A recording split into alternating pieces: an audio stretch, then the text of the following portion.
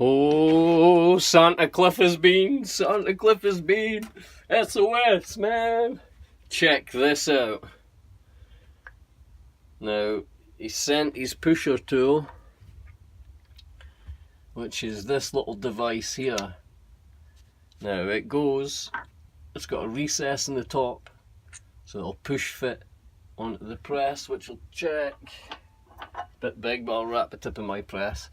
But that'll click up, and then this insert here can slot in its place. And I'll demo it. Too far down. So when your ring's in there, it's sitting up proud like that. You press it down till it's level with the top, and absolutely no marring to the coin or to the die. Now that's not going to go down inside there, but he did send a second one which was smaller, so wow, totally outdone himself on that. Cool design, solid, really solid, and yeah, it'll fit down even into the smallest die. Now the idea of these tools is not to be compressing the rings so it's way down inside these folding cones, and I'll be demoing, I'll be showing how I do it, and you'll see that if the ring sits just proud of the die and you use these pushers and only just say go down about that much there maximum from the bottom of the die, well, from the top, you check the distance from the ridge, it's only a couple of mil, that's as far as you want to go down, just using these pusher tools. And then honestly guys, I'm amazed. Like, I've been struggling using sockets and old coins and bits of metal, and they've been bending at different times, making them a bit wonky. But repeat process of using it, I've found that if I double stack the coins, I don't get wonky coins anymore, but I still get left with imprints from the edge of the coin being left on the reed of the other coin. I was putting paper in between, but the paper wasn't stopping the thick reed on the side of the coin from pressing down the reed of the other coin. I found washers and blanks, and they all bend or warp and put risk at scratching the die. These things here, these are everything I need.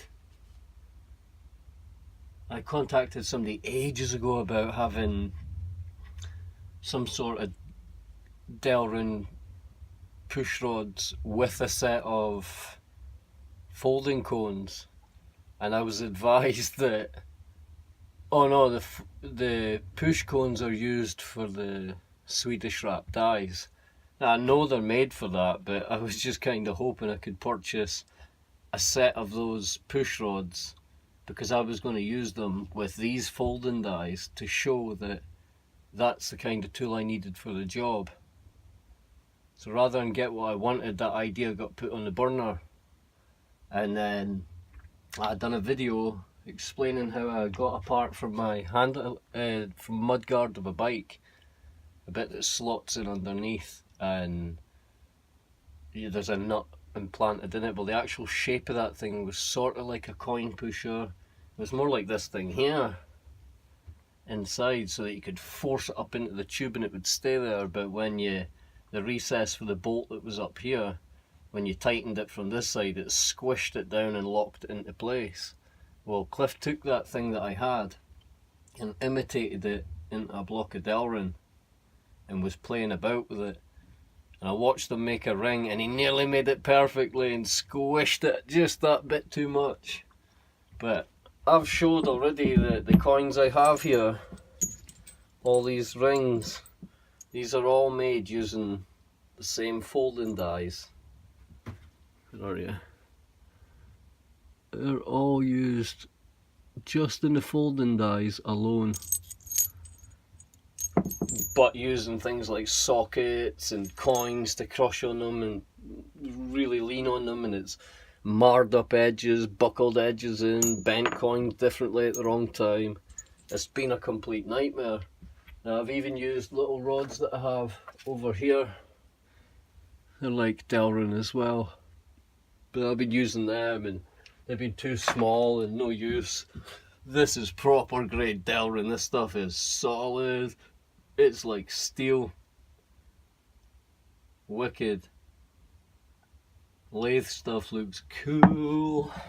So the two different inserts to give a try, and to be honest with you, straight off the bat I'll say they're definitely needed, both sizes definitely needed, because when the coins start to draw in as they go down, the size difference changes really quick, and sometimes to push it down where you need it to be, they're just perfect, because you also need to crush fold the coin and squeeze the coin down, so they're handy for that. But it's mostly for when I turn them round to the smaller side and actually get their shape. I don't crush them down into the die, I just put them in and crush them a bit at a time to find. I crush a bit, check how high away from the top of the die it is, pull it out. If it looks good, I'll flip it over and I'll crush the other one to the same height, the exact same height, and they turn out equal and absolutely fine every single time. And that's without using Swedish wrap dies or Domen blocks. But I might actually start using a Domen block, because I've seen a couple of the coin rings I've done had really nice edges on them, and it was done in the Domen block, so I might experiment with that as well. And I've seen a re-reader online. It's a little tool steel bit with a fancy like star shape on it, and you put your coin, once it's done, upside down on it, press on it, and it puts a new reed into the back of it. So if you've got a worn down reed, or you just want to equal your ring up with the same reed on both sides, you can take the reed off the reed side and re-read both sides. So that's funky. But these things here is what's going to make it possible to turn basically the coin punch tool, two dies, these things here, and a 7-pound ring stretcher, and all that to be used in conjunction with either a 6-ton press or a vise that you can pick up like I did for 20 bucks and refurb it for a tenner, and you will have the complete kit to basically start making coin rings. You don't need hundreds and hundreds of pounds. All this kit can be had for below 200 bucks. Now you'll also have these, quite possibly one of these, and yeah. And not only did Cliff send that, he sent one of those little handmade knobs for his press. I made a quick fit, well, a quick release handle, which was still a bit wobbly, but he sent one of these little knobs that he's made on the lathe. Now I've got a strange shape on mine, so if need be I can remount the middle and then put a cross section back here for that to fit on. If it works good, we'll epoxy it straight onto that sucker. And that is cool. Thanks a lot, Cliff. And thanks a lot for letting me be the one to prototype these tools. I cannot wait. But these me, I'm telling you now, these me as well be in production, because I know they're going to fit perfectly for what I need. But we'll check it out. Maybe a chamfer on the edge, I don't know, I'll check it, because maybe we need that edge still there. But yeah, got to go and do stuff today, and I'll be back late. But yeah, I will start messing with these pronto and see what we can get and what we can turn out. So this is a follow-up to the video I just posted about the kit. Can't believe this stuff is here already.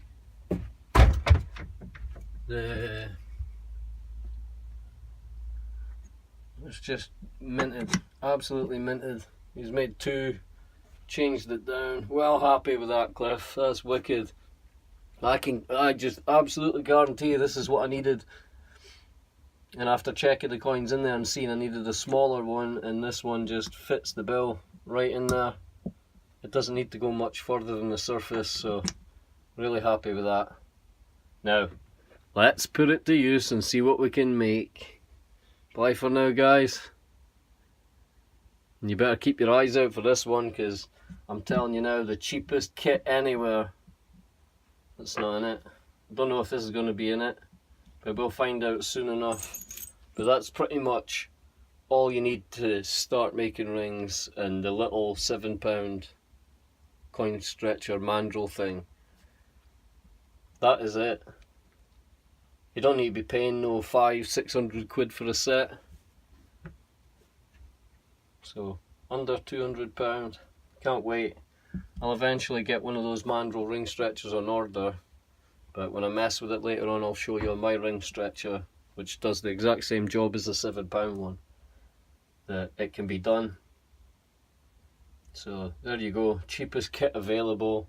Completely make coin rings. You're not limited to sizes like people would have you believe, saying you need Swedish wrap dies to make different sizes. Well, I've got proof there that you don't. So